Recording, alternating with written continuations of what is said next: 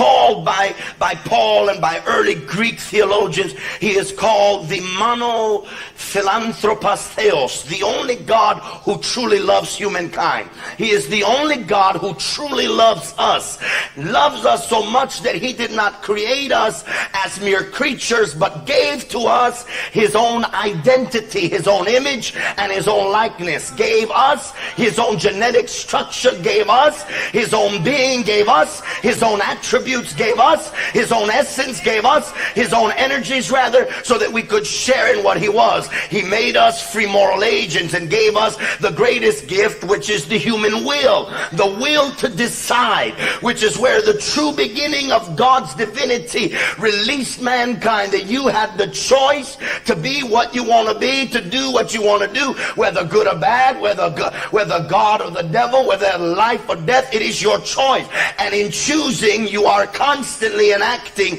the nature of God.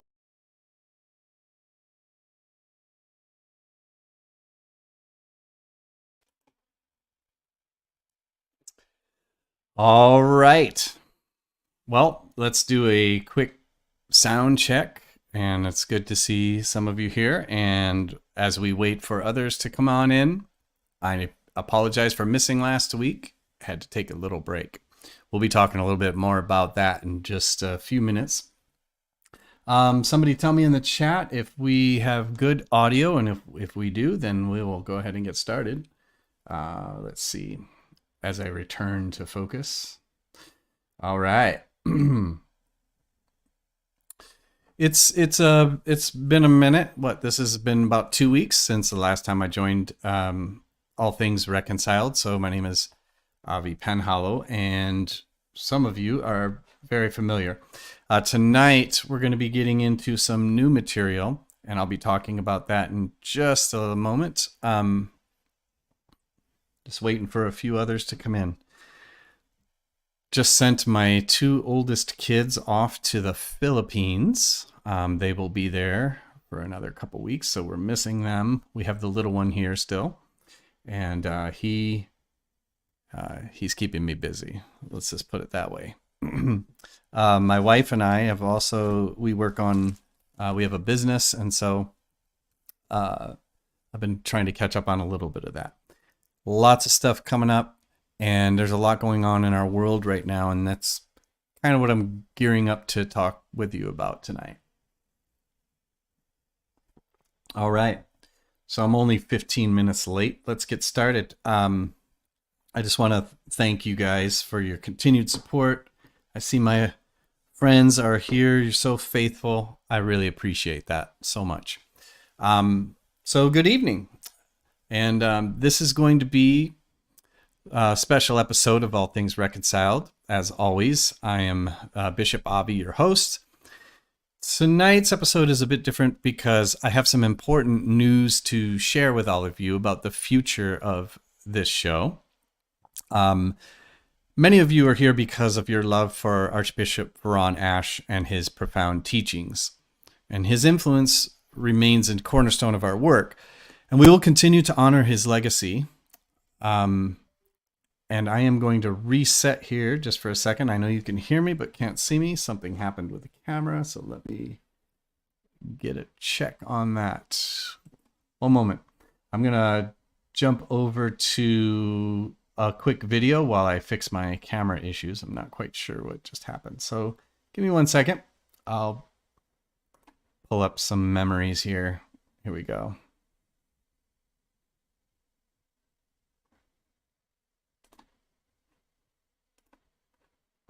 To be charismatic and too charismatic to be orthodox. This statement by Archbishop Ron Ash perfectly encapsulates the unique spiritual journey of a man who stood at the crossroads of tradition. And he says, I long to give you the deep things of God, but I can't because you're not ready for it. Ash's journey from the charismatic and Pentecostal movements to the profound depths of orthodoxy didn't just change his path. It set the course for St. Mary of Magdala Orthodox Cathedral in Fresno, California. This synthesis was not without its challenges, but it was Ash's deep commitment to the theological concepts of theosis and apocatastasis that provided the framework for this bold experiment in faith. Under his guidance, St. Mary of Magdala became a place where the mysticism of Eastern Orthodoxy met the vibrant, soulful expressions of Black gospel and charismatic worship. The impact of Ash's work extended far beyond the walls of his cathedral. His ability to articulate a vision of Christianity that was both deeply traditional and refreshingly inclusive drew people from around the world. The community is now poised to continue his work, embracing the tension between tradition and personal spiritual expression. As we look to the future, the legacy of Archbishop Warren Ash remains a guiding light for our community. His life reminds us that faith is not a static tradition to be preserved in amber, but a dynamic journey living. Tradition is the living faith of the dead. We invite you to explore these realms of faith with us.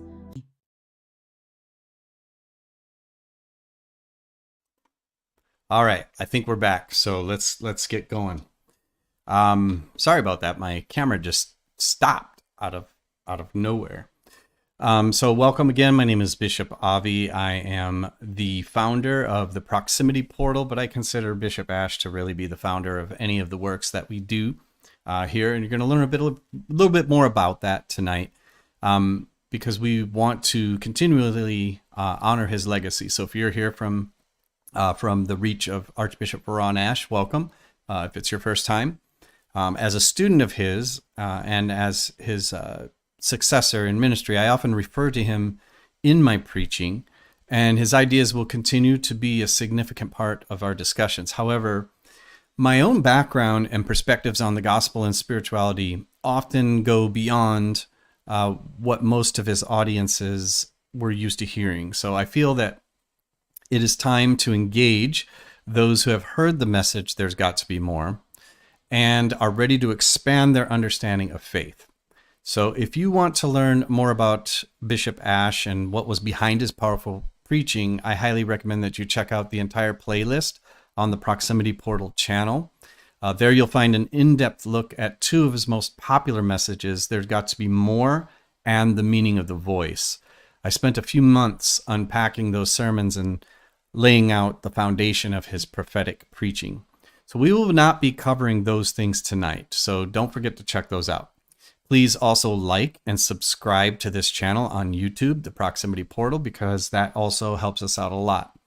Also, I will be starting the pre-sale of my book, There's Got to Be More, unveiling the prophetic preaching of Archbishop Warren Ash by the end of this month. So stay tuned for that as well. And after tonight's episode, All Things Reconciled will be taking a brief little hiatus. This summer, I have several personal commitments, including a hyperthyroidectomy coming up on the 25th. So that surgery is going to be later this month. I'm actually looking forward to it because if it's successful, it's going to resolve a long-standing issue I've had with developing large kidney stones. And so basically has me hospitalized once every other year. It's not very fun. And so it's been a big disruption in my life. And so it's finally time to take care of those things and the health, of course.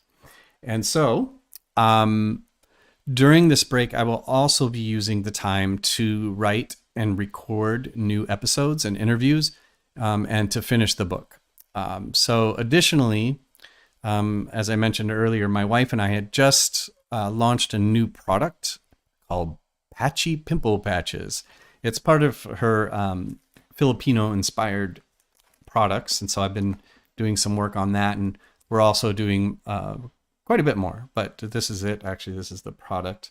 It's a Filipino Inspired so there's a candy in the Philippines called pochi, and so this is sort of a play on that, but pimple patches are kind of all the rage. These are very well made with essential oils, calendula, cica, I forget what else, but they basically calm the redness and treat acne without protecting it from infection. So if you're interested in that, I'll tell you about it later. I'm not here to do an infomercial. I was just bringing that up. But when we return, All Things Reconciled will no longer be a live show on Sunday evenings.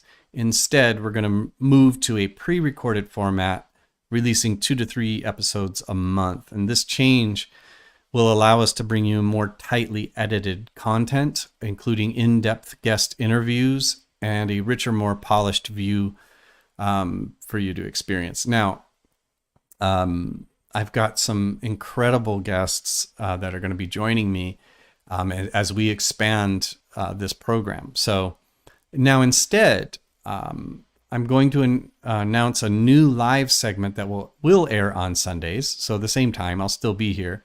And we're just going to call it All Things Reconciled Sunday Reflections with Bishop Avi.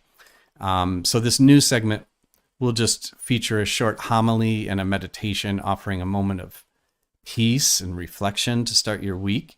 And so I'm very excited about this new format, and I hope you will be too. For those of you who are interested in learning more about Orthodoxy, we've talked about that quite a bit on this program. I am excited to announce that Father Samuel Davis, one of the few Black priests in the Greek Orthodox Church, will soon be joining us on the program. Additionally, I will be releasing a previously recorded interview with him next week. So if you have any questions or you would like to learn more, feel free to email me at bishopavi@gmail.com. It's just Bishop, A, V as in Victor, I, @gmail.com. I look forward to hearing from you and understanding your interests further. In the meantime, I recommend a few books to help you understand the basics of Orthodoxy, the Orthodox Church, and the Orthodox Way, both books written by Kallistos Ware. I think on the title of the book it says Timothy Ware, and then also Introducing the Orthodox Church by Anthony Coniaris. For those specifically interested in some of the things we've been talking about here, Theosis and universal reconciliation, apokatastasis. These are the fancy Greek terms for the spirituality and beliefs of the ancient Eastern apostolic Christian faith. And when I say apostolic, I mean in the truly apostolic sense, not in our modern definitions of that. But I suggest if you're interested in theosis and universal reconciliation, the works of Dr. David Bentley Hart. These might be a bit more challenging for some in the audience, but they do offer deep insights into these important topics. Now, I don't say that to insult anyone's intelligence because his work is often very, very dense. He's a religious scholar, not a theologian, but he does belong to the Orthodox Church, and he does a lot of interreligious study as well. So his book is very profound. My favorite one of his is That All Will Be Saved, which talks about universal reconciliation from a scholastic, biblical, and Christian historical perspective. And then he's written so many other books as well, but the one that I think I would start with is That All Will Be Saved. So moving forward, I'll be continuing to produce several videos specific to Bishop Ash and Orthodoxy. And for those who resonate with those aspects on their journey, we will continue to provide those. However, I am also shifting gears and moving in a much more progressive direction. So All Things Reconciled will remain my connection to spirituality, featuring both topical interview videos as well as the Sunday reflections and meditations that I just mentioned. And additionally, I'm excited to announce a new show on the channel simply called The Proximity Portal, which will be a video podcast offering more categories on spirituality, on culture, cultural or current events, and community building. And so, my chosen people. I just want to see somebody threw something in the chat before we get cooking here. Bishop Ephraim says, scholars have their academic, scholarly way of thinking and talking. Indeed, he does. I'm a nerd that way, and I do enjoy it, but it's just a great book. I mean, if he refers to those who insist on the eternal conscious torment in a place called hell. He has a name for them. He calls them infernalists. So I've sort of adopted that myself. And if that's you, don't leave just yet. Go back and watch some of the videos that we've made over the last few months. And I hope it challenges you to at least consider what the ideas actually are, as opposed to a caricature or a cartoon of what universalism is. Okay, so we're technically not universalists in the first place. We believe in universal reconciliation of all things. We can learn the difference later. So, again, my chosen people. Let's get into tonight's ideas. And yes, I did call you chosen people. I know that this conjures up a lot of mixed thoughts and emotions, so let me explain. I am just a seeker who shares his journey with you, and I honor your journey. And so together on the Proximity Portal, we explore, we experience, and we expand as we ascend to the message. What message is that? Well, in the words of the late Archbishop Ashe, there's got to be more. More to what? More than we've been experiencing, more that we have limited our thinking to as it relates to our lives, this world, and our ideas about God, ultimate reality, and our visions for the future. So, you see, some of us like to believe that we are free thinkers. But if we take a look under the hood, we're going to quickly find out that most, if not all, of our thoughts and beliefs are socially constructed. The limitations of our beliefs and our thinking are framed by our culture, by our religion, by our politics, all of which were given to us by someone else. Now, there is something called a master narrative. A master narrative, it's also known as a meta-narrative or grand narrative. It's a comprehensive, overarching story or explanation that a culture or society uses to make sense of historical events, social dynamics, and cultural practices. So these narratives provide a framework for understanding the world, and often they shape our collective identities, our values, and our beliefs. Master narratives are typically dominant and widely accepted, often influencing the way individuals perceive and interpret their own experiences and the world around them. But most of us don't like to think about things this way. We see ourselves as independent or led by the Spirit. Nobody likes to think of themselves as being bound to a dogma or a belief system that was handed down. Not everyone, but most of us. I can't tell you how many times people get angry with me when I mention this concept to them. Not me, not me. I do my own research. I'm an independent thinker.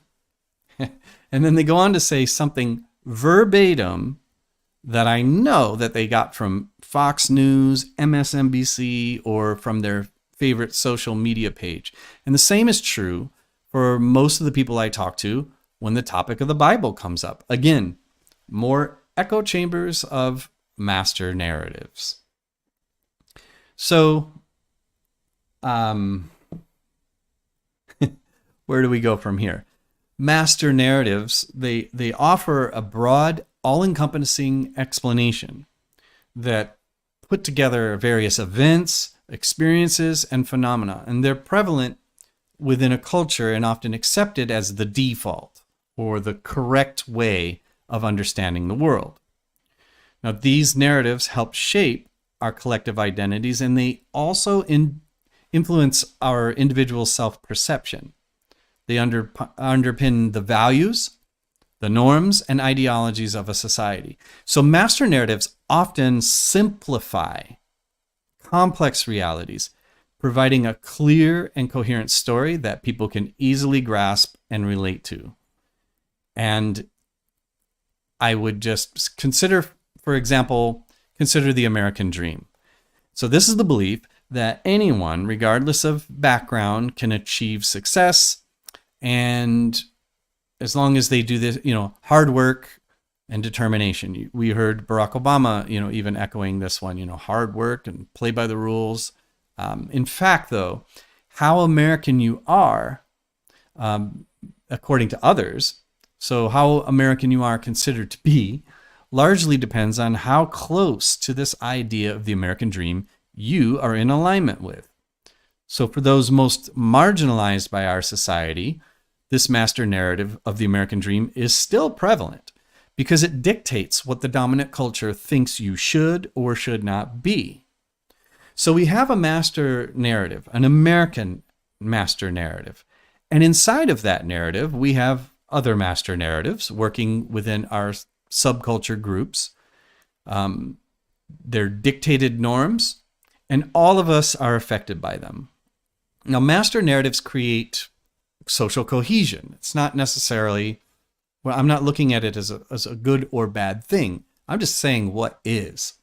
And some of you might disagree with me on this and think that there is no such thing as a master narrative. But I've got lots of evidence. I've written academic research on it. And so I would beg to differ. But as we've been learning over the past few hundred years, this master narrative is often a fragile identity, especially when we come face to face with the experience of what I call the other. And by this, I mean master narratives are harder to hold up in a diverse society, just plain and simple. It is much easier if a society is made up of one language, one people, one ethnicity, to hold things together. And to hold things together as far as a master narrative is concerned. Now, why is this? Well, master narratives often oversimplify, as I said, complex social and historical phenomena, and they ignore nuances and multiple perspectives. And they often marginalize or silence alternative narratives and voices that do not fit within the dominant framework. Master narratives can also reinforce existing power structures, and they often do. They also reinforce inequalities and legitimize the status quo and the interest of, again, the dominant groups. Now, in contemporary discourse, there's a growing awareness of the limitations of master narratives. And this has led to an emphasis on multiple, diverse, and often competing narratives that better reflect the complexities of the full human experience. And we can see this as our society in the United States has grown more and more diverse over time. There's always been diversity, and the founding fathers were simply not that interested in diversity at the time. I hate to break that to some of my more conservative friends, I guess. But this shift that I'm talking about, it aims to acknowledge and to value different perspectives, especially those of marginalized groups, non-dominant groups. And they promote a more inclusive understanding of history and society. And we've been seeing that, of course, over the past few decades, dragging our feet, reluctantly so, and there's always more to realize. And as a result, there's been a huge backlash. Now, why am I talking about this? Well, this does relate to our spirituality. It does relate to even our views on the Bible, which were quite whitewashed for a very long time. So, now, my chosen ones, there are those who understand this, and then there are those who do not.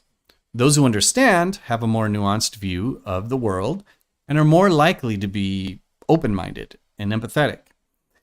So such people reflect on their own experiences, and they're better able to see when the master narrative puts them in positions of power and advantage.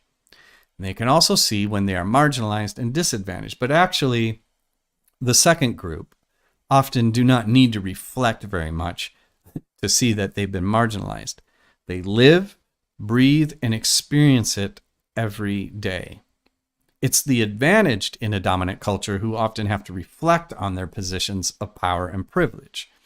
The term is used, the term that's used for this is positionality.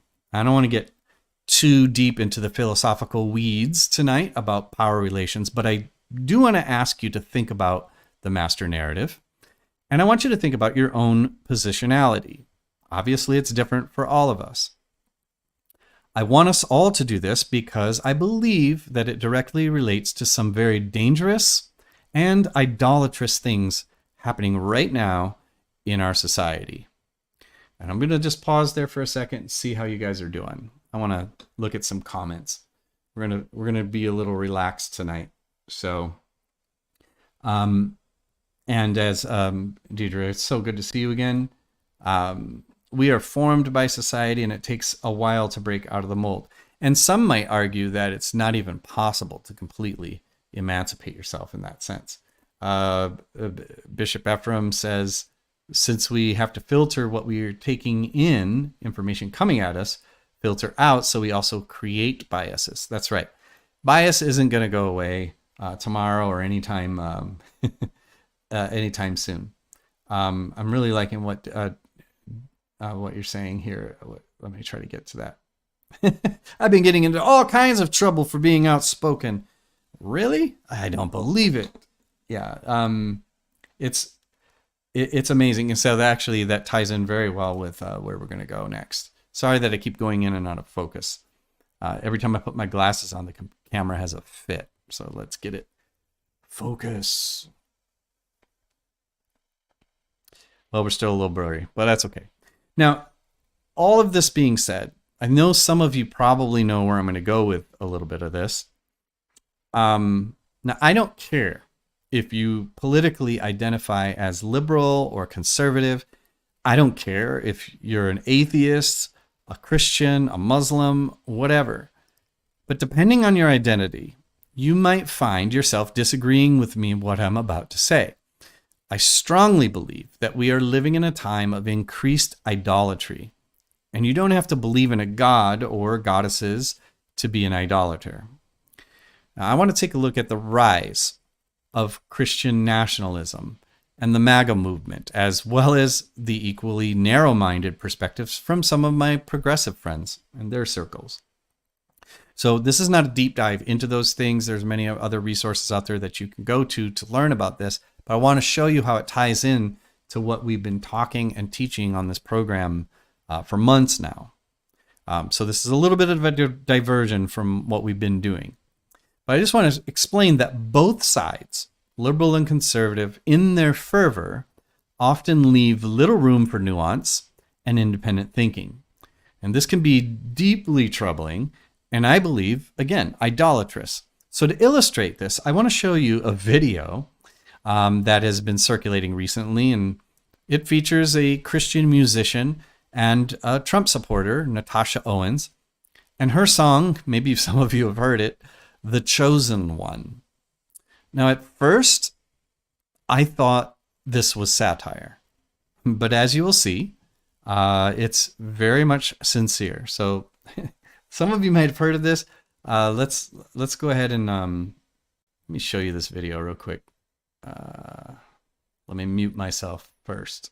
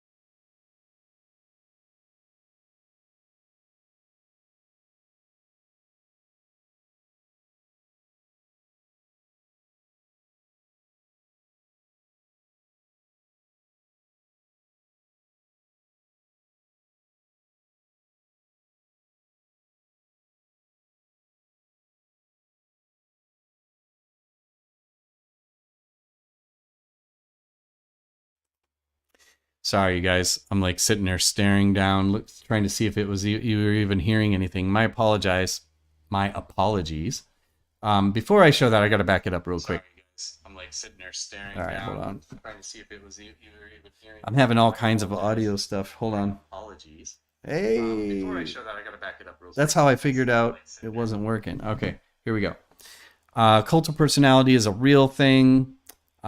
It's pervasive no matter people's political affiliation. Yeah, I'm picking on the Trump crew tonight, but don't think that I couldn't equally apply this elsewhere. I'm going to restart this because I don't think any of you could see or hear it. So let me try that again.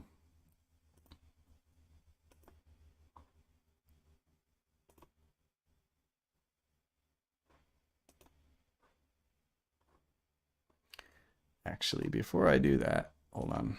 Sorry, I'm going to mute myself. One more second.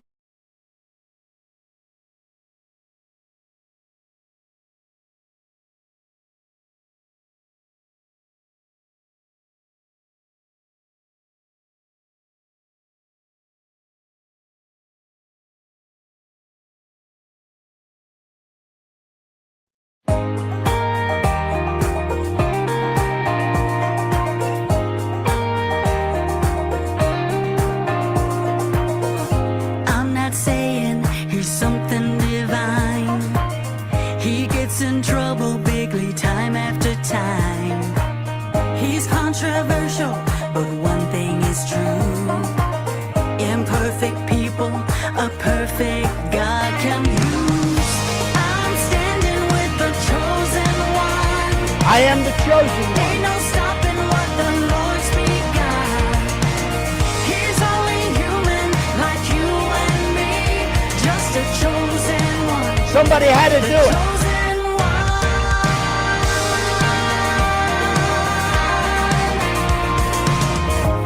Great nation is under attack, and its real leader has arrows in his back.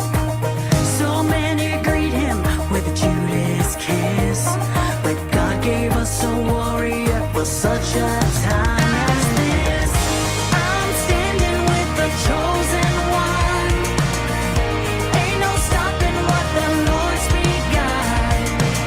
He's only human like you and me, just a chosen one, the chosen one.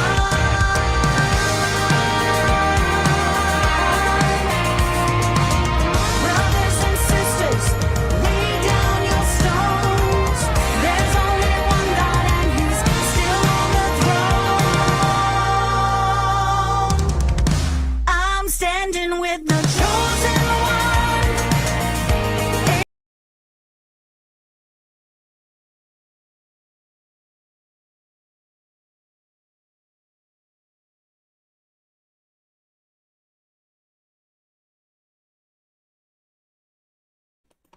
There you have it. I'm sure you could read my lips on that one. So, woo! That was a good one. Let me tell you, I'm crying over here. I thought it was satire, as I told you. I totally thought that was satire at the beginning, and then I realized this person is serious. And you know, the truth is, I know a lot of people like that, and again, just so you know, I could easily move to a different political figure, but there is something a little bit unusual here. I mean, I will hope that we could all at least agree on that. So this is wrong on so many levels. I don't even know where to begin, but I want to tell you to remember what I said. Today, you are the chosen one. We should not place our faith in any political actor, such as Donald Trump. For Christians, we are called to become one with Christ and to be the change we wish to see in the world. That is a Gandhi quote, but it certainly can apply to those of us who believe in the reconciliation of all. So let's look at today's scripture readings that many Christians heard today in church. So I'm going to start with 1 Samuel 8, verses 4 through 20. Which, if you heard it already today, just listen along. It doesn't hurt to hear it again. So, 1 Samuel. All the elders of Israel gathered together and came to Samuel at Ramah and said to him, "You are old, and your sons do not follow in your ways. Appoint for us then a king to govern us like other nations." The thing displeased Samuel when they said, "Give us a king to govern us." Samuel prayed to the Lord, and the Lord said to Samuel, "Listen, Listen to the voice of the people in all that they say to you, for they have not rejected you, but they have rejected me from being king over them. Just as they have done to me from the day I brought them out of Egypt to this day, forsaking me and serving other gods. So also they are doing to you. Now then, listen to their voice, only you shall solemnly warn them and show to them the ways of the king who shall reign over them. So Samuel reported all the words of the Lord to the people who were asking him for a king. He said, "These will be the ways of the king who will reign over you. He will take your sons and appoint them to his chariots and be his horsemen and to run before his chariots. And he will appoint for himself commanders and thousands of commanders of 50s, and some to plow his ground and to reap his harvest and to make his implements of war and the equipment of his chariots. He will take your daughters to be perfumers and cooks and bakers. He will take the best of your fields and vineyards and olive orchards and give them to his courtiers." Sound familiar? He will take 1/10 of your grain and of your vineyards and give it to his officers and his courtiers. And he will take your male and female slaves and the best of your cattle and donkeys and put them to his work. He will take 1/10 of your flocks, and you shall be his slaves. And in that day, you will cry out because of your king, whom you've chosen for yourselves. But the Lord will not answer you in that day. But the people refused to listen to the voice of Samuel. They said, "No, but we are determined to have a king over us, so that we may also be like the other nations, and that our king may govern us and go out before us and fight our battles." That our king may govern us and go out before us and fight our battles. Samuel said to the people, "Come, let us go to Gilgal and there renew the kingship." So all the people went to Gilgal, and there they made Saul king before the Lord in Gilgal. I realize that my camera's doing that funny little thing again, so just give me one moment. It'll be faster this time. Not quite sure what's going on with that, but I know that you can still hear me. Let me put this up here while I pull the camera back up. Let's see. There we go. We're back. Bishop says, "You were supposed to be the chosen one. You were supposed to bring balance, not plunge it into darkness." All right. Now, we are determined to have a king over us. Now, you do understand that we could dig into the historical critical methods and break these scriptures down and explain the language and cultural context and all of that. That's not what I'm doing right now. I am taking more of an Alexandrian and allegorical approach to this scripture and applying it to our situation today. So, we are determined to have a king over us. Does that sound familiar to some of the recent things that we've been hearing? And it really depends on the filter on which you access this information. When I talk about these ideas of Trump, a lot of times I'm just taking him for what he says. I mean, he mentions very dictatorial things in his speech, and people like it. The elders of Israel demanded a king to be like the other nations. And this reflects a deep-seated human tendency to seek security in a centralized power and dogmatic certainty. And there are so many contradictions in this that I can't even, this is not a political show. But conservatism often is equated with limited government and these sort of things. But there's a lot of people who have very contradictory views when it comes to Trump. They want to cut off the branches. They want to cut off the judicial. They want to cut off the Congress. And they do want him to lead as a king. And so they want this power and this dogmatic certainty. That's normal. This is basic anthropology.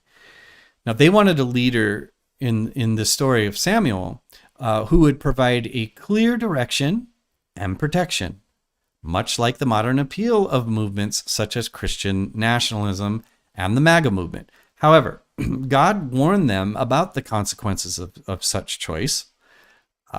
He emphasized that the true leadership and security come from divine guidance, not human institutions. So let's move on to today's reading from St. Paul's letter to the Corinthians, or as Donald Trump calls it, 2 Corinthians.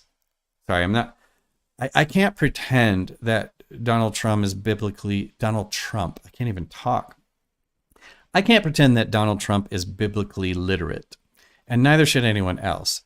He should at least, if I were giving him some advice, like read it a little bit so that he can fake it a little better. Anyway, 2 Corinthians chapter 4, verses 13 and let's just, yeah. All right, so here's what 2 Corinthians says. Just as we have the same spirit of faith that is in accordance with Scripture, I believed, and so I spoke. We also believe, and we also speak, because we know that the one who raised Lord Jesus will raise us also with Jesus, and will bring us with you into his presence. Yes, everything is for your sake, so that grace, as it extends to more and more people, may increase thanksgiving and glory to God, so we don't lose heart. Even though our outer nature is wasting away, our inner nature is being renewed day by day. For this slight momentary affliction is preparing us for an eternal weight of glory beyond all measure. Because we look at not at what can be seen, but at what cannot be seen. So we look at what, I'm getting so tongue-tied tonight. We look not at what can be seen, but at what cannot be seen as temporary. And what cannot be seen is eternal. For we know that in the earthly tent we live in is destroyed. We have a building from God, a house not made with hands, eternal in the heavens. Now I want you to notice that the original Greek for this passage highlights the stark contrasts between the transient nature of the physical world and the eternal nature of the spiritual realm.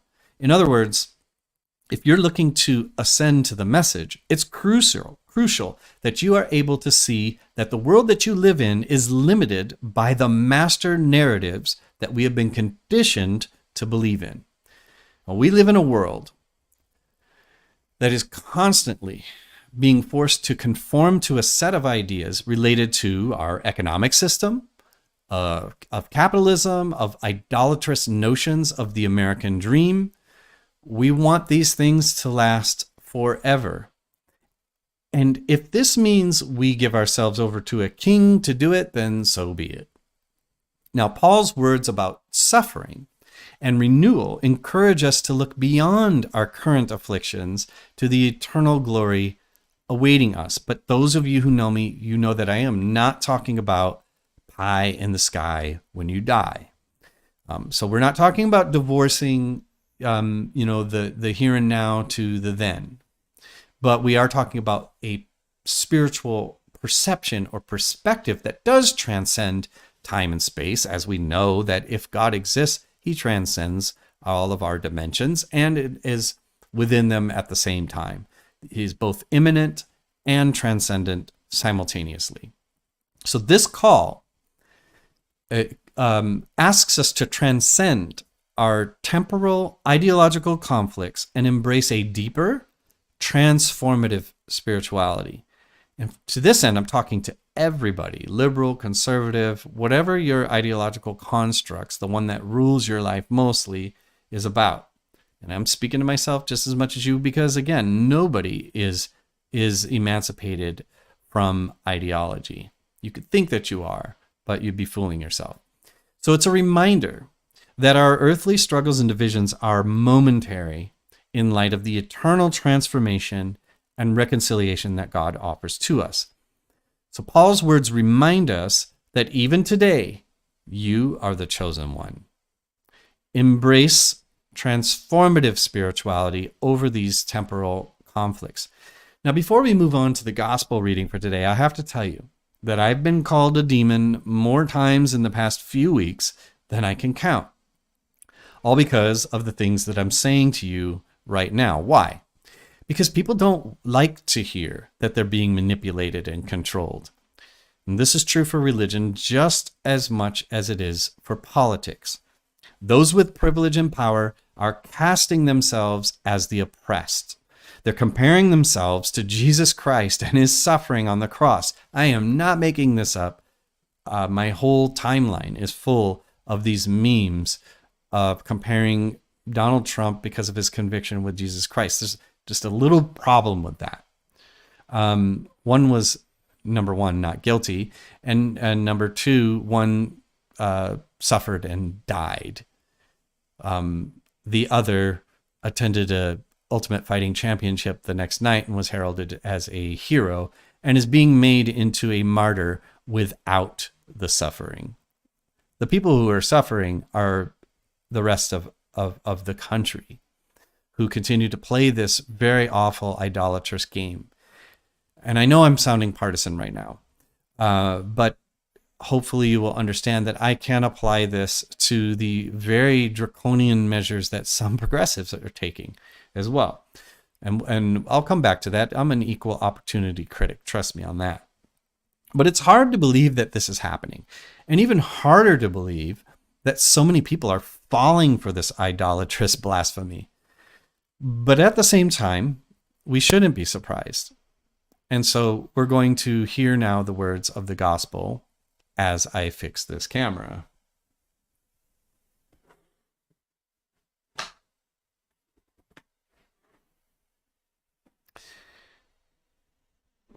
So the gospel from today comes from Mark chapter 3, verses 20 through 35. And let me just put myself back in vision here.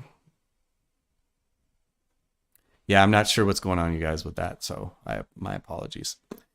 So Mark 3, verses 20 through 35.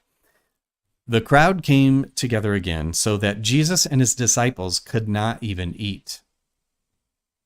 When his family heard it, they went out to restrain him, for people were saying, "He has gone out of his mind." And the scribes who came down from Jerusalem said, "He has Beelzebul, and by the ruler of the demons he casts out demons." And he called them to him, and he spoke to them in parables. "How can Satan cast out Satan? If a kingdom is divided against itself, that kingdom cannot stand. And if a house is divided against itself, that house will not be able to stand.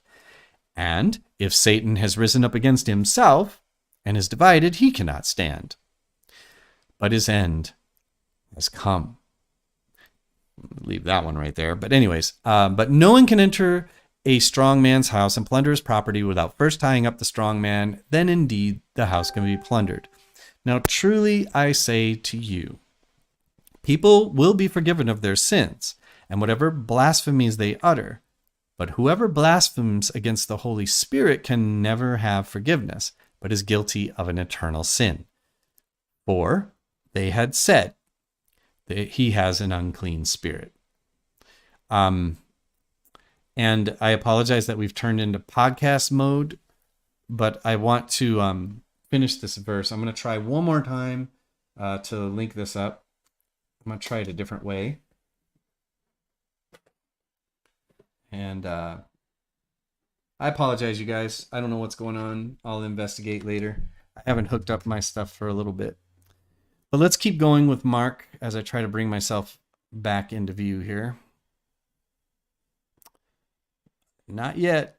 This is my other cam, so hold on one second. Let me pull that off.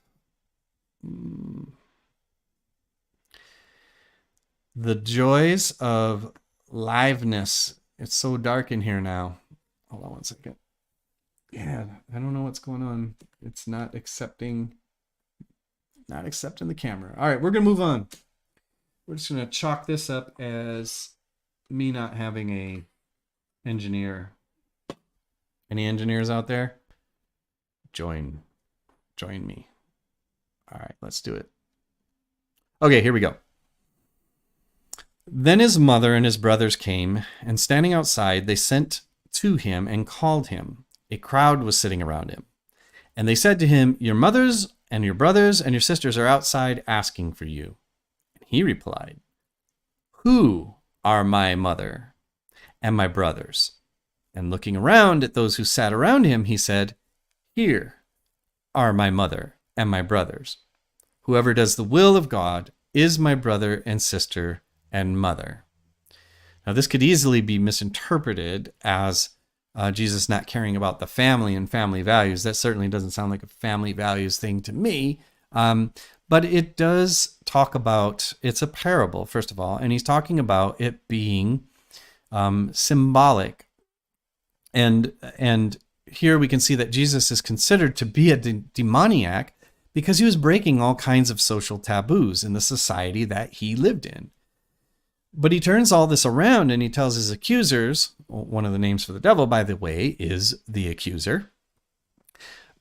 He tells them that they're blaspheming against the Holy Spirit. Now, this verse is a very difficult one that many have tried to understand.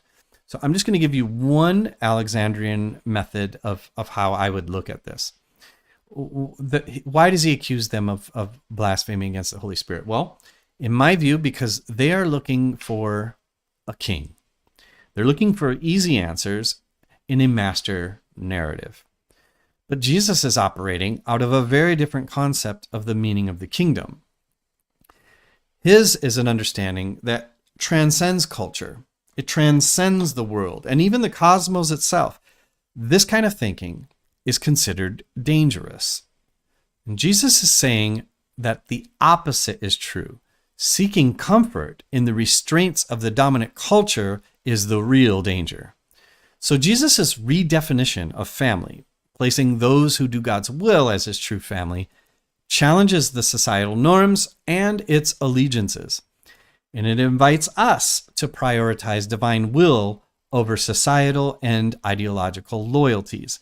Now, this radical definition, or redefinition, it asks us to rethink our allegiances and our priorities, and it emphasizes a commitment to justice, a commitment to compassion, a commitment to divine truth over our cultural constructs.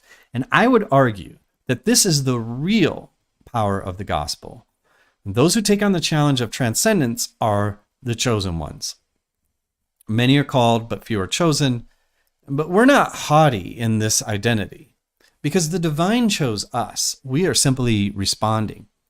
So the Israelites desired for a king, much like modern society's gravitation towards strong, dogmatic leadership. It reflects our tendency to place human authority above divine guidance. And of course, they're putting God all over that. But if their trust truly was in God, they wouldn't be taking such desperate measures to not turn the other cheek, but turn the eye to the corruption of the individual that they're propping up. And this is not the time for making equivalencies with, yeah, but, it's always the yeah, but game. Whenever you point out corruption, then well, what about that person and this person? But Hillary, but Obama, but Biden. And again, this is not a political statement. We need to acknowledge corruption wherever it is, even if that corruption lends itself to some of the things that we actually agree with or would like to see in a society, the dominant views that we agree with rather than our adversaries. So whether it's the MAGA movement or certain progressive trends that seek to wipe out anything that doesn't 100% align with its ideology, the centralization of power and dogma often leads to idolatry. But remember, today, you are the chosen one. So seek divine guidance over human authority. Both the MAGA movement and some progressive ideologies can become idolatrous when they elevate their beliefs to a quasi-religious status, as we saw in that video, losing sight of the deeper spiritual truths. And this can lead to an estrangement from the nuanced, independent, truly independent critical thinking and divine wisdom. remember, you are the chosen one. Stay grounded in the divine wisdom and critical thinking, especially in the coming months, because it's only going to get worse. Following Christ and expanded consciousness means transcending our cultural and ideological silos. And this often invites suspicion and accusations from all sides. As I mentioned earlier, I've been called a demoniac several times just because I've been calling out some of these things. So I really don't know what's going on with this camera. It's driving me nuts tonight. And I really apologize. I'm going to have to get to the bottom of it. Let me bring it up again. Here we go. But I mean, I can keep talking, like true discipleship. Let's just talk about that for a minute. True discipleship challenges the status quo. It doesn't go along with it. It calls for a deeper, more inclusive understanding of truth and justice. And, you can see it all the time. What verses are highlighted versus those that are not highlighted. It's amazing, and all of our beliefs are proof texting. I don't even want to go that route tonight, talking about historical criticism, but you guys know, you pick and choose the scriptures that you want to adhere to or not, because there is not a singular univocal expression of the whole divine story in the many, many texts that are what we call the Bible. I know this is sad for some of you who want to grasp on that. Do I believe that there is that the Holy Spirit is flowing deeply in our interactions with the scriptures? Of course.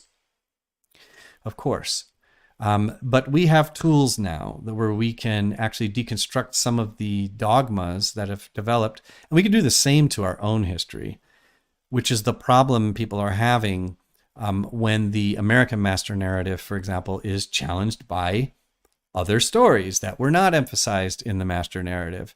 And that's really what they're railing about. If there's a concern that I have more than any other when it comes to, Trump's objectives, there's this whole 2025 roadmap. It's what he wants to do with education and history. It's very concerning to me that he wants patriotism to be taught. He wants the American master narrative taught, not history or historiography. There's a big, big difference. But again, remember, you are the chosen one today. I want you to embrace a deeper understanding of truth and justice. In a polarized world, true discipleship calls us to prioritize God's will over partisan or ideological loyalties. And I'm talking to myself just as much as anybody else. And this means engaging in critical thinking. It means engaging in compassion and a commitment to justice that transcends our cultural constructs. You're the chosen one. Prioritize God's will over partisan loyalties. Please. Now, with all this said, I firmly believe that our spirituality should not be separated from our active engagement with the world. That's not what I'm saying. And this includes our involvement with civics. True discipleship requires us to be active participants in our communities, advocating for justice, advocating for compassion, and truth in all areas of life. So I am not suggesting to, this, again, pie in the sky when we die and being completely divorced from the world that we live in. But today, I'm going to urge you all to move beyond this centralized, dogmatic ideology and embrace a faith that prioritizes divine wisdom and transformative spirituality. This camera, I'm going to actually switch to my little laptop camera for now because I think that's going to remain more consistent. So let's just do it. It's not as nice, but here we are. And so I want you to reflect on your own tendencies towards idolatry, whether it's political, whether it's social. or any other ideological form. I want you to reflect on that. And I want you to seek a more inclusive understanding of what it means to be a follower of this path of Christ. A true disciple often involves standing apart from the cultural and ideological silos. Now, a lot of people like to picture themselves as being separate, from the world. And there's a lot of these culture wars stuff going on right now, are really conjured up in the minds of the folks who are propping up corruption and seeing themselves as participants in this righteous battle. It's very bizarre. And you want to foster a faith that's both critical and compassionate, as I said, rooted in eternal truths rather than these temporal trends. And that's what they are. And we like to think that, this empire that we live in is going to last forever. I'm an American citizen. I'm not saying anything against being an American citizen, but this citizenship is understood by myself, at least, under a much larger view of humanity. And so, again, you are the chosen one, and I want you to be the change you wish to see by becoming one with this greater hope and reject this idolatry that is everywhere right now, you guys. These ideological silos are idolatry. And this is the portal that's been opened for us. It's beyond our current notions of conservative or liberal. It's a faith that's both critical and compassionate. It's a faith that's rooted in eternal love, not temporal barriers that we are constructing. God is love. I like to reverse that sometimes as a meditation. God is love. Love is God. And so only in this abiding understanding can we affirm our divine identity. Anything less is idolatry. Anything less is idolatry. So think about that, especially as we're progressing into the next few months. I want to take a quick minute to review some comments here and see how you guys are all doing. Really, again, I apologize for this very strange camera things going on. Let's go back. Let's look at, oh my goodness, you guys are, I was trying to be really, I was trying to tame myself tonight. And you guys are just going for it. All right, let's look at some of these comments. John, good to see you again, my friend. I'm going to put your quote up there. If I believed in a singular person, sorry if I'm putting you out there, a singular person being the Antichrist, it would be Trump. Woo, yeah. But I do acknowledge that you mentioned if you believed in a singular person being an Antichrist. We certainly don't believe that a lot of the end times narratives, again, another master narrative, that people will hang themselves on before trying to look at things that are quite simple in historical critical method of interpreting the book of Revelation, clearly was referring to contemporary events, not the future. And, the number of the beast clearly was the Emperor Nero, for those who are interested in all that kind of stuff. Let's bring up some more quotes. Pete, my friend, is here. The mistaken master narratives of white man's destiny, oh yeah, was one of the main problems that led to the attempted genocide, keyword attempted.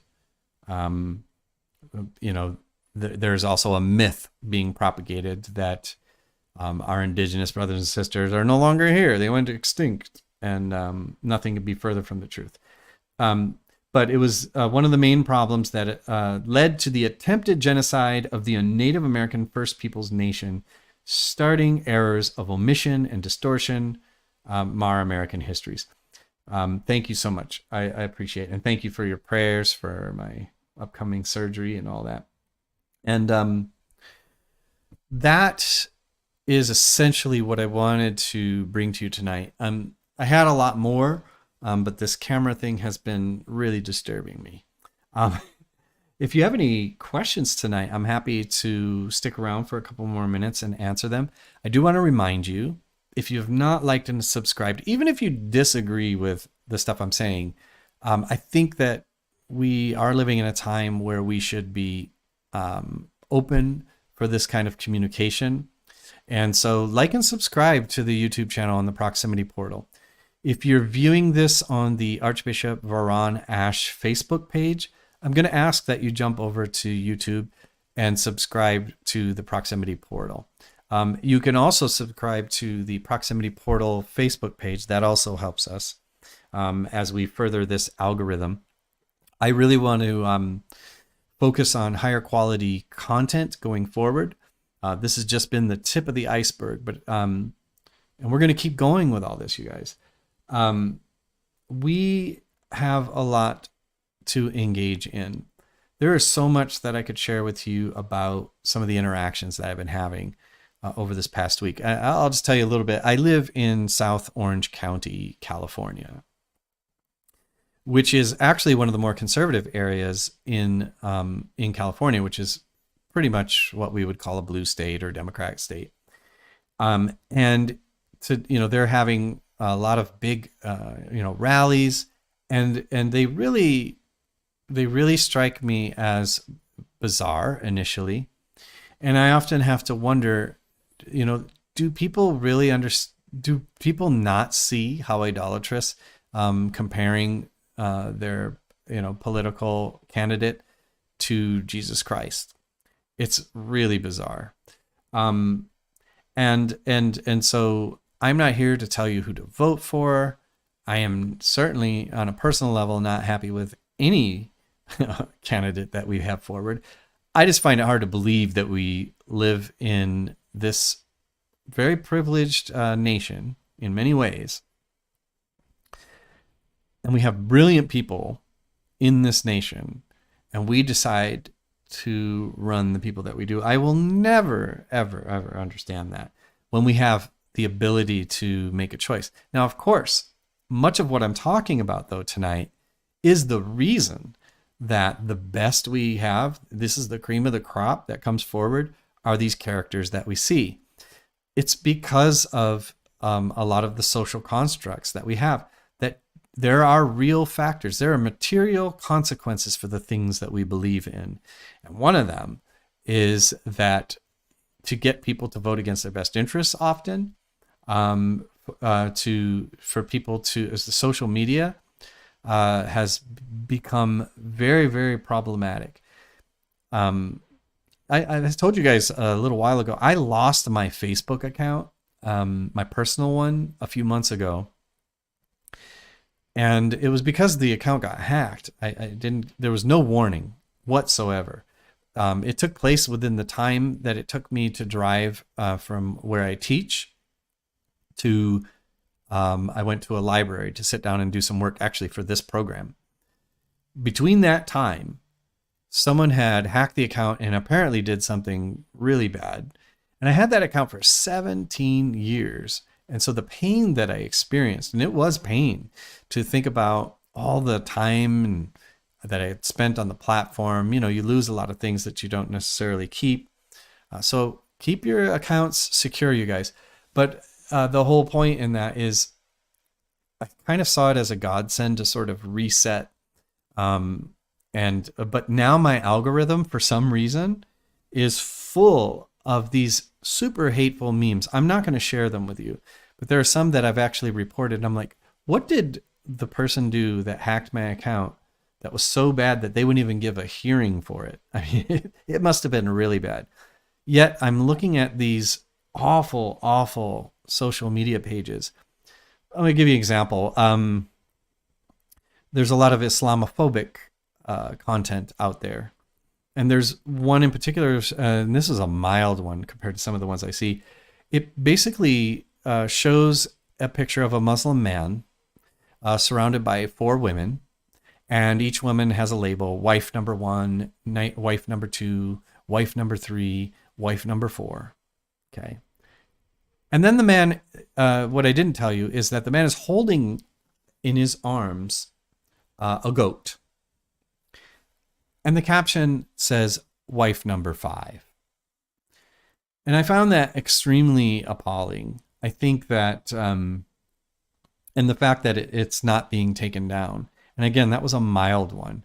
But these are the kind of things that are being shared on social media. And most of the comments, you know what they say? I'm sure you know. Amen. Amen to such a disgusting, misrepresentation, of an entire people. It's really, really ridiculous.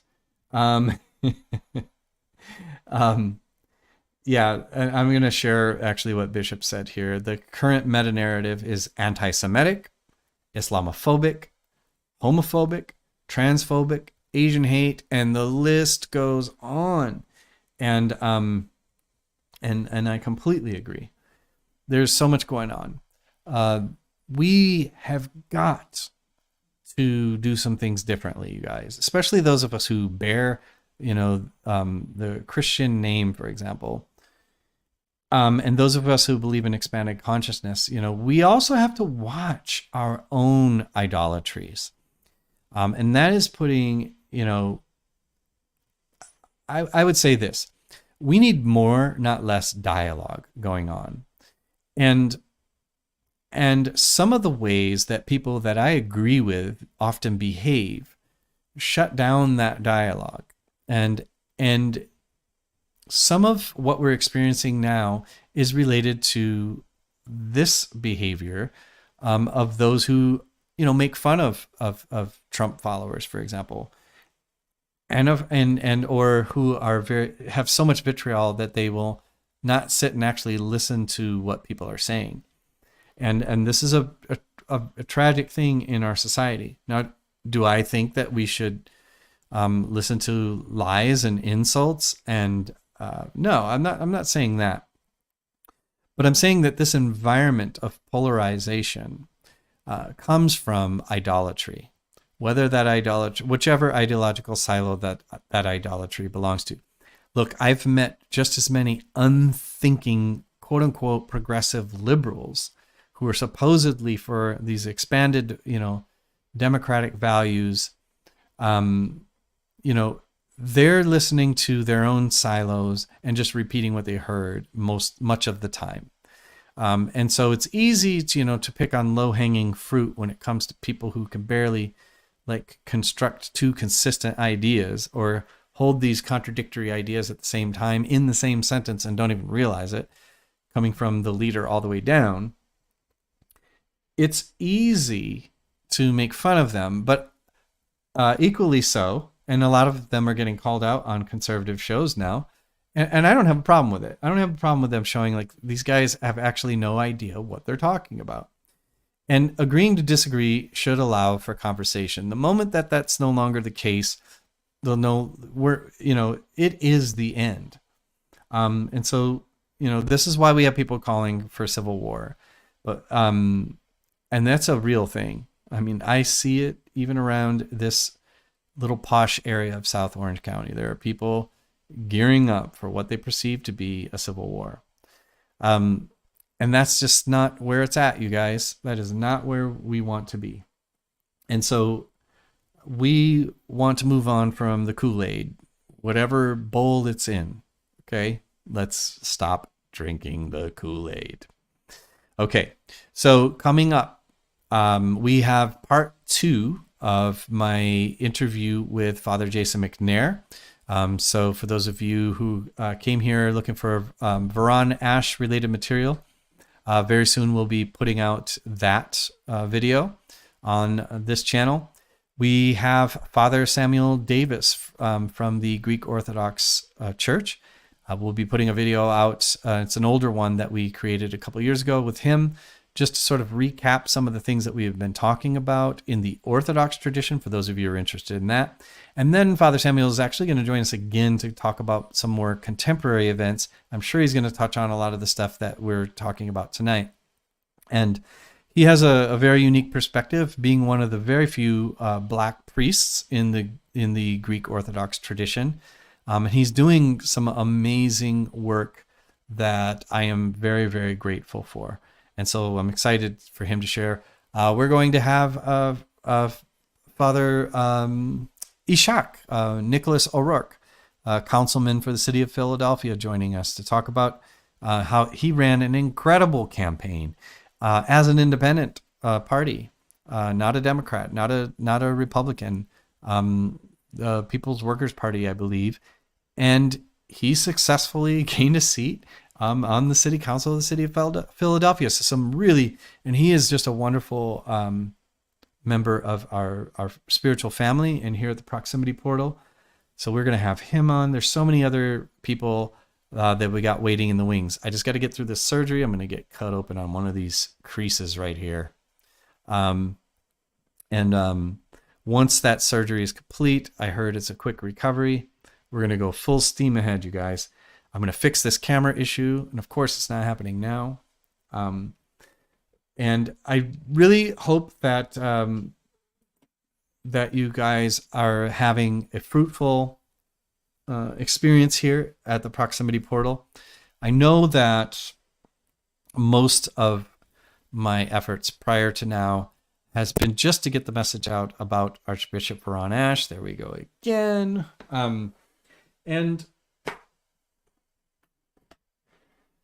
And I hope that you can appreciate why we're going to make this pivot.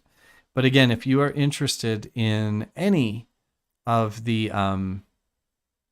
materials of Archbishop Ron Ash, I forgot to mention, we also have a brand new, very high quality video of Archbishop Ron Ash. Some of it hasn't been seen before.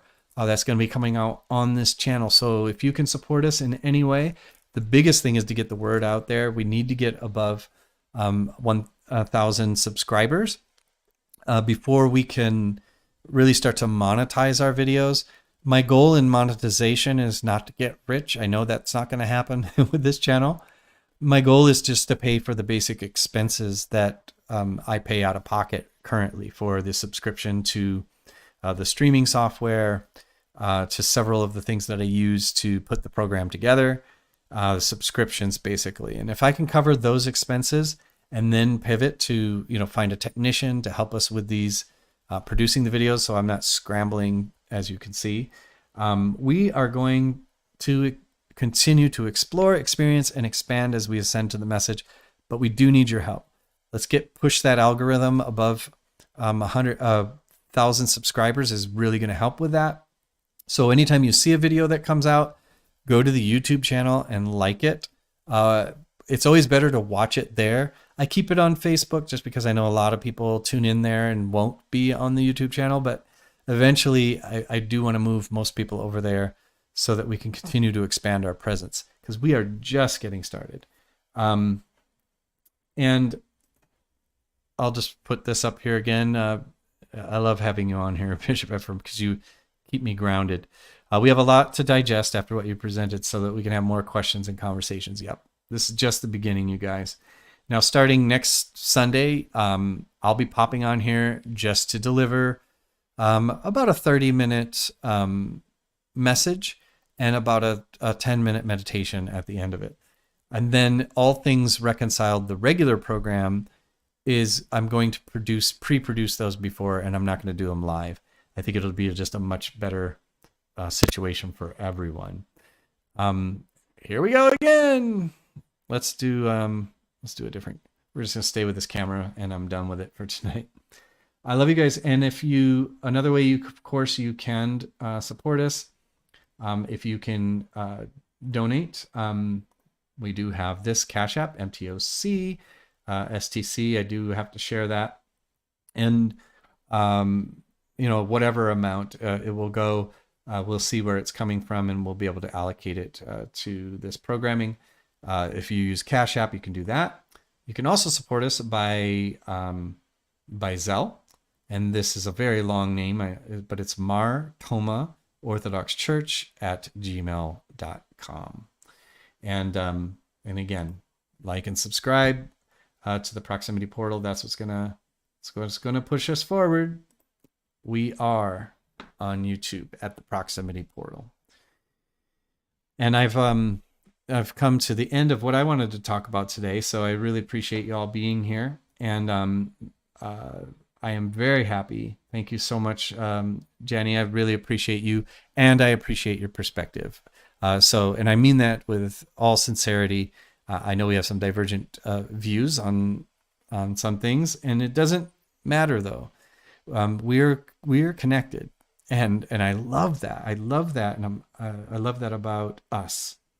And the people that have been showing up here have been incredibly kind and generous, even when I wax ideological myself.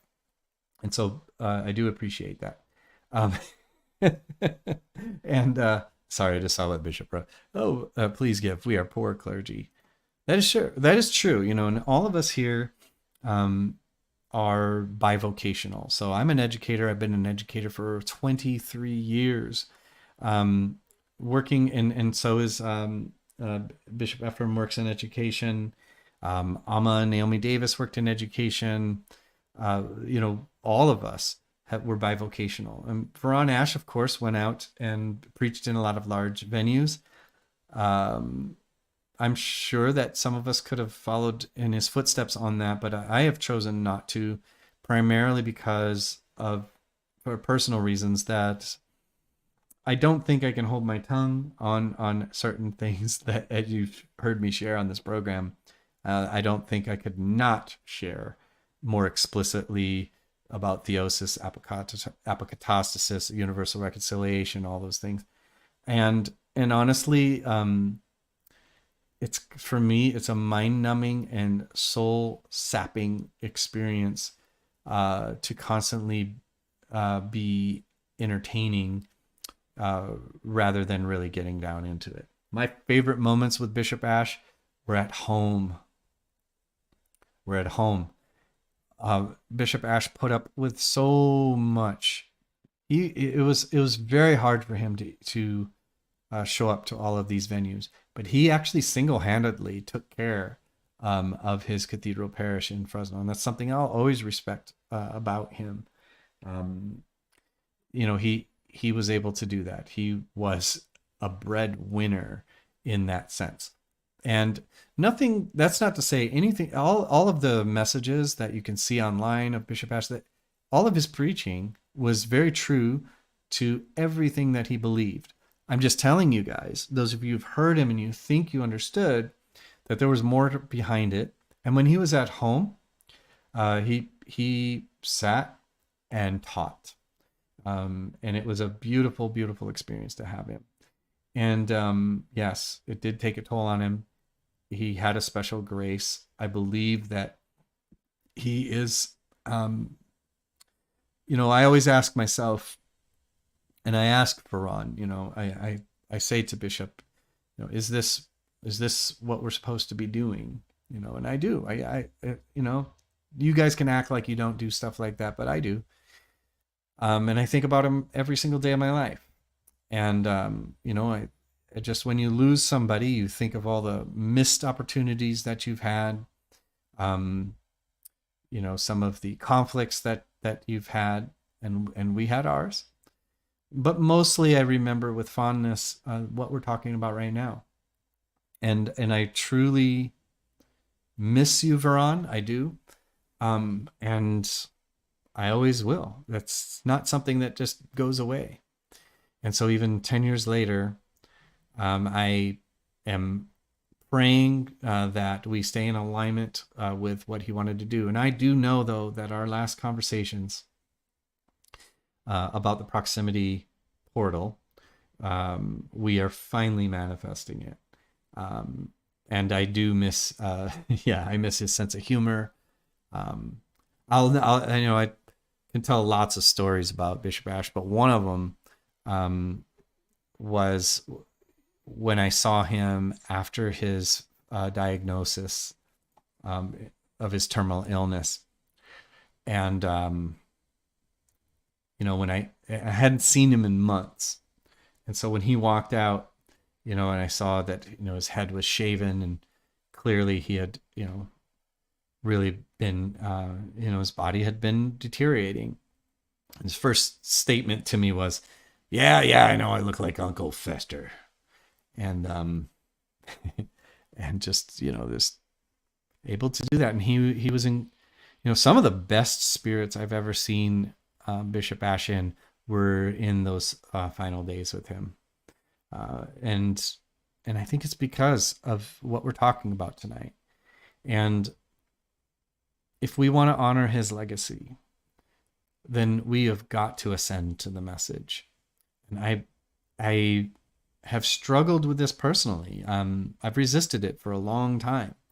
I've had some very close people to me criticize me because I've been absent for so long. And then like, well, what are you trying to do? Are you trying to, make money off of Bishop Ash's name? And I could disclose to you without any reservation whatsoever, that has not been the case. The expenditures have been mine, and that is not why we're here. I'm here to fulfill the obligation and the sense of loyalty that I do have with the things that were congruent all along. And so, and I know, several of you are like, oh, you don't have to explain yourself, but I still feel like I need to, not that any of these people will ever actually, tune in and listen. But it's very difficult sometimes to deal with some of the unresolved conflicts that had arisen. For example, after Bishop's departure, after my departure, and return. But hey, we're family and we're here, and I'm always going to be honest with you. That's one thing that's why I'm not putting on any show for anybody. Trust me, I know the game. I know how to do it. And if I wanted to, we would have done it already.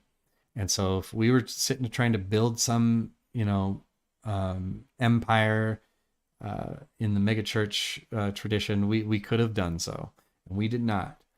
We are here to serve. And we're here primarily for this message of ultimate reconciliation and truly building a community that transcends these binaries that are plaguing our society right now. Please, you guys, try to always take some time. As committed as you may be to this or that candidate and that sort of thing, take time to take a step back and remember the things that we've been talking about tonight. And, and as, sorry, I didn't take that down. I meant to take that down. I just want to share again, Bishop Ephraim, because we know that there's got to be more. Bishop Ash was saying it the entire time. And people got excited, but they weren't really listening when he said there's got to be more. He's saying there's got to be more than this. What's happening right now? That's what he was talking about. There's got to be more than all of this. And it's time now for us to move into this next stage, which I am super excited about. You're going to get to see a side of me that, has been restrained for quite some time. So I am very much eager to return to the practices of this incredible, incredible faith that transcends what many of us are used to, and this authenticity that we're called to. We could do nothing less, given the memory of Archbishop Varon Ash. And so I thank all of you for sticking around with us tonight as I'm plummeted into the darkness here. I am going to sign off, go spend some time with my beautiful boy and my beautiful wife.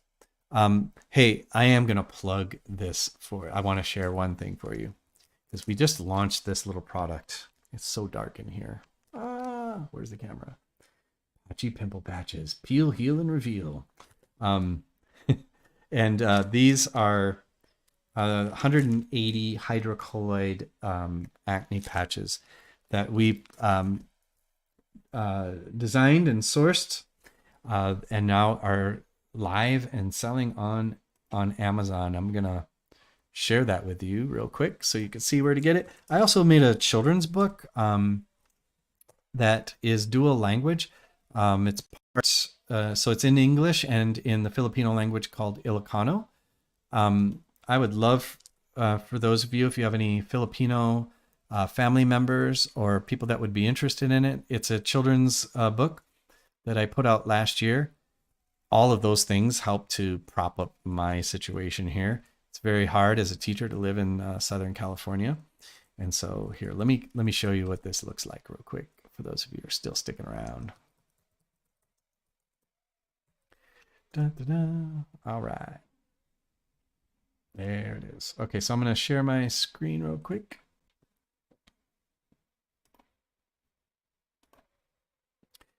I'm proud of our little product.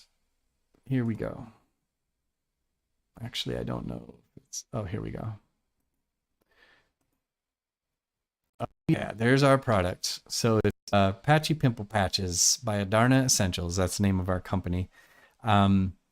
And they're made with tea tree, calendula, Sika essential oils. They're vegan, they're cruelty-free, and they come in 2 sizes. So if you look at that, you can see there's big ones. If you got a big blemish, small ones for small blemish. If you have teenagers, I've seen that. I'm a school teacher, so I see that they are wearing these, like it's very trendy now. These particular ones that we're selling are they're clear. So they're very discreet. You can wear them at night. I've used them myself. I don't get big breakouts or anything like that these days, but I have had a couple, and they are very effective. So Patchi Pimple Patches. You can just look that up, Patchi, and then I'm going to show you my book, which is one of these days I will make a promotion for it. I don't do any advertisement right now on Amazon for that. Go Intayon. So here's the book. It's called Let's Go Intayon, which Intayon is just Ilocano, is Filipino for let's go. And so this the character of this story is of course based on my son. So that's why he resembles him so much. I am not a great artist, and so I utilized many tools to make this come together. And then my wife, of course, helped me with some of the contexts. So the story takes place in the Philippines, and it's just a story of a little boy who is exploring and going out and seeing all the various things in the town. And it's on one side it is in English, and on the other side it's in Ilocano. And so I'm proud of that work, and it's actually been selling a few copies every day. So that's been pretty cool. And I haven't even really got into the heavier publishing side of things yet. Okay, let's stop sharing. All right, guys. If I haven't bored you to death yet, there it is. I will also post links to the books I mentioned on Orthodoxy under this video in the Facebook and on the YouTube channel. And then I will also, for the product, the pimple patches, I'll put a link there, and I'll also put a link of the book. Just sharing a little of my life before I head down and get back to it. I love you guys so much. I really appreciate you guys more than you can even possibly imagine. So, oh, that's right, Linda, you have a copy of that book, and I thank you for that. Yeah, it's it was my first attempt, and but I'm still proud of it. We got some more coming out. There's actually a book I should tell some of you would care, because it involves the late great Bishop Carlton Pearson. I had a story idea that was brewing in my mind long before he passed, and I think it's going to come to fruition. I just got to find the right artist to help me with it. But it is a story that refers to him and especially Bishop Carlton Pearson's final message. And I had this story idea prior to hearing that video. And so when he put that last message out, it sent chills throughout my entire body. I just couldn't believe it. I couldn't believe how resonant it was with this story. And I'll just give you a quick little peek. It's a story of a departing old soul. And in this case, it's an allusion to Bishop Pearson. Passing a new soul, a baby, coming into the world, and as they're passing by each other in this sort of celestial realm, the wisdom of Bishop Pearson in a very consolidated form. What's the word for that? I can't think of it right now. I'm too tired. And is just having this conversation and telling this new soul what to watch out for, and what to remember, most importantly, about being in this earth realm. And there's a kind of a surprise twist at the end when the new soul finally communicates to the departing, acknowledging that they were very aware and of all the things that were shared. Sorry.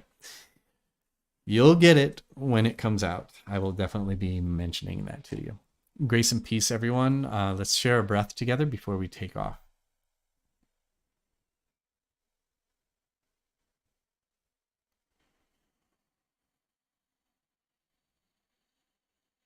Come, heavenly comforter and spirit of truth, flowing everywhere and filling all things. Treasury of blessings and giver of life, come and abide in us, and cleanse us from every impurity, and in your great goodness deliver us. Shubho labo labado vadaruho kadisho. In the name of the Father, and of the Son, and of the Holy Spirit. Bless you all. Much love to you. Take care.